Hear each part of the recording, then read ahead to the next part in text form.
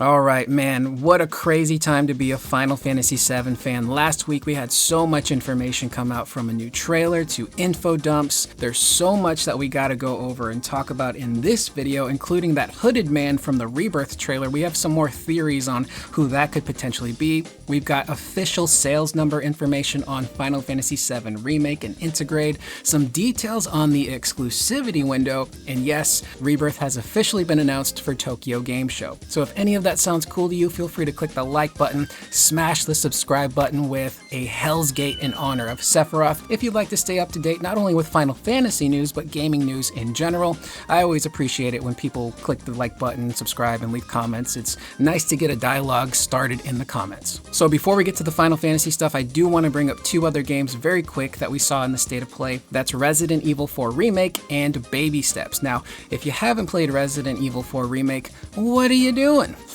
It's a fantastic game. It's the perfect blend between remake and reimagining. Incredibly smooth, addictive gameplay, great characters, music, enemies, and creature designs. I had to force myself to stop playing this game because I just kept doing speed runs every time I would beat it. It's also very well paced, which I very much appreciate. And at the State of Play, they announced the long-awaited Separate Ways DLC starting Ada Wong. So we're gonna be able to jump back into the world of Resident Evil 4 Remake, playing as Ada, doing some cool Spider-Man swinging, helping Leon along the way. We can play as Ada and Wesker now in the Mercenaries mode. And this is coming out next week, September 21st. So that's a damn near shadow drop. So if you're new to Resident Evil, maybe you've never played it before, Resident Evil 4 Remake is the perfect place to start. It's one of the best entries in the franchise, and you can't go wrong with that game. Secondly, Baby Steps.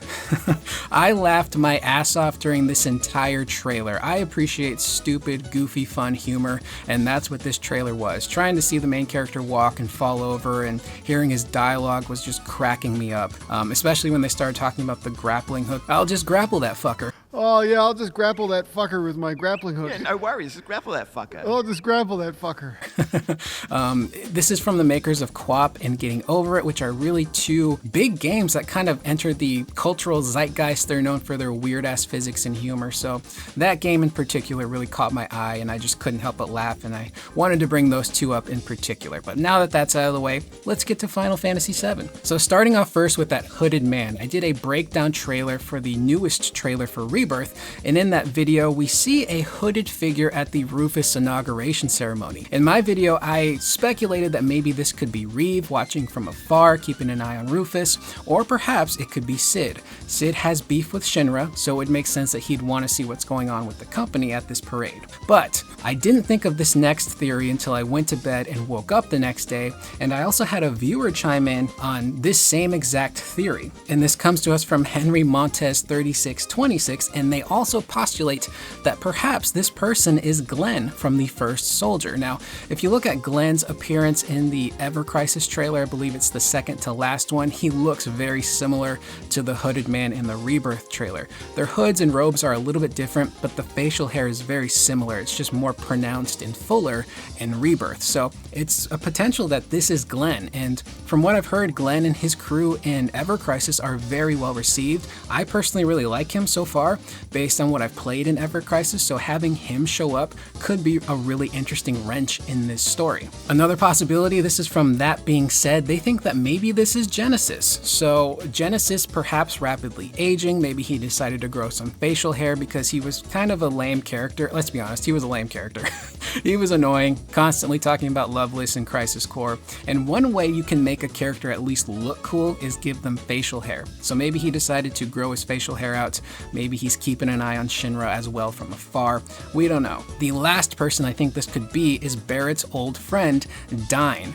We know that Dyne hates Shinra, so it would be natural for him to show up at this parade to see what Rufus is getting up to, and maybe he's plotting something. So let me know in the comments down below, who do you guys think this hooded figure actually is. This is a mystery that I'm very excited to see unravel. Now, moving away from the hooded man, we've got sales figures for Final Fantasy VII Remake as well as Integrate. This comes to us directly from Square Enix, and they have announced that the games have shipped and sold digitally over 7 million units. So that's pretty big. I do know at one point in time 7 Remake was made available for free in that PlayStation catalog thing. I forget what the actual thing was called. I think PlayStation Collection. So it was made available for free in there, so maybe they're counting some of those downloads as well. But that's a really great healthy number for a game like this, and it's really great to see Remake just doing really well and seeing how many people are excited for Rebirth. Now, speaking of sales numbers and ways you could potentially boost those numbers, we have some information on the exclusivity window for Rebirth, and this could potentially also affect Remake. This is coming to us from Wario64 on Twitter, and at the very end of the latest Rebirth trailer, we have some details that say that 7 Rebirth will be a PlayStation 5 exclusive until at least May 29th, 2024, which is pretty big. That's a very short window of exclusivity. That's 3 months. That doesn't mean that after 3 months, Rebirth is suddenly going to show up on PC. They still need time to do the PC port and optimize it and make sure that that comes out working properly. So at the earliest, maybe late 2024, I could see Rebirth popping up on PC, early 2025. But that brings into question Xbox. Could there potentially be an Xbox version of the game? We do know that Microsoft and Phil Spencer have made a concerted effort to really get into the good graces of Square Enix and bring them into their company and form partnerships to bring their games to the Xbox consoles. And we don't know the fine print details on Sony's deal with Square Enix when it comes to the 7 Remake trilogy, so everything could be up in the air right now. We do know that Square Enix is not exactly in the best position financially, so bringing in these games and making them multi-platform is the smartest option. It's more money, more people get to play them, so they could potentially show up on Xbox, especially since they are also selling that bundle, the Final Fantasy VII Twin Pack, which has 7 Remake Integrate as well as Rebirth. So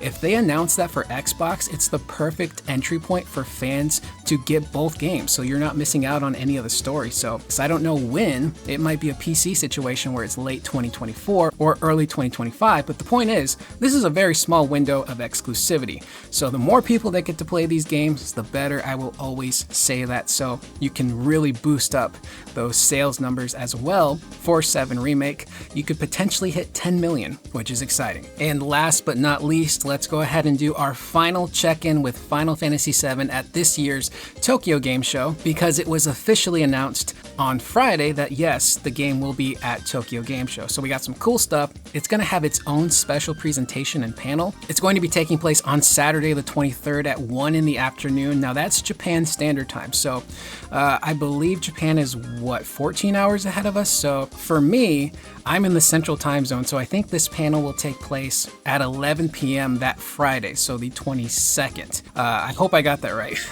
But I think, yeah, it's going to be a night panel for us. There's a separate Square Enix presentation on Friday morning. That's going to be 2 hours long. But based on this info, I don't anticipate Rebirth being at that presentation because it's going to have its own panel.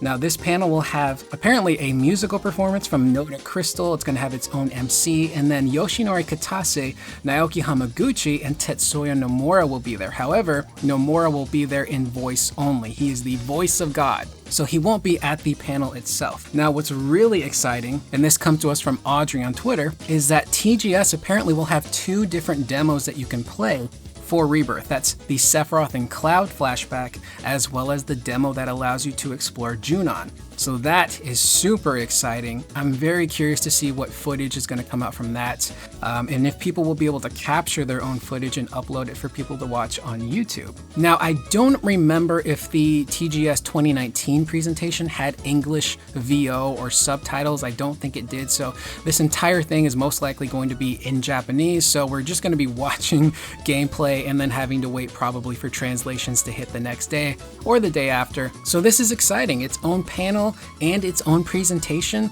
and those playable demos. Now, personally, I'm hoping that that presentation is going to focus on gameplay, which I think it will. If you look back at the TGS 2019 panel, that's what it was. It was like a 15 to 20 minute showcase just talking about the game and the story and the characters, but then they ended it with that Abzu battle in the sewer. And you could very well do the same thing here. I'm crossing my fingers that the Midgar Zalem battle is the special showcase battle they show in this presentation. I think it would be a great way to show off a really cool, scary, huge monster, but also some really interesting gameplay mechanics and really focus on the new synergy attacks. Maybe you could show off some of those skill trees and focus on Red 13 and his revenge gauge. So I think that's probably all we'll get. We already got this massive trailer and info dumps. We might get some more information at TGS, but we got the date.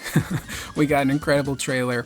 I'm just expecting this presentation to show us gameplay now. So that is the video. It's a little bit longer than usual, so my apologies, but let me know in the comments down below, how do you guys feel about all of this news? Who's that hooded man in the Rebirth trailer? What do you think of that exclusivity window? And what do you personally hope to see from Rebirth at this year's Tokyo Game Show? I am Curious Corduroy. I will see you guys in the next video.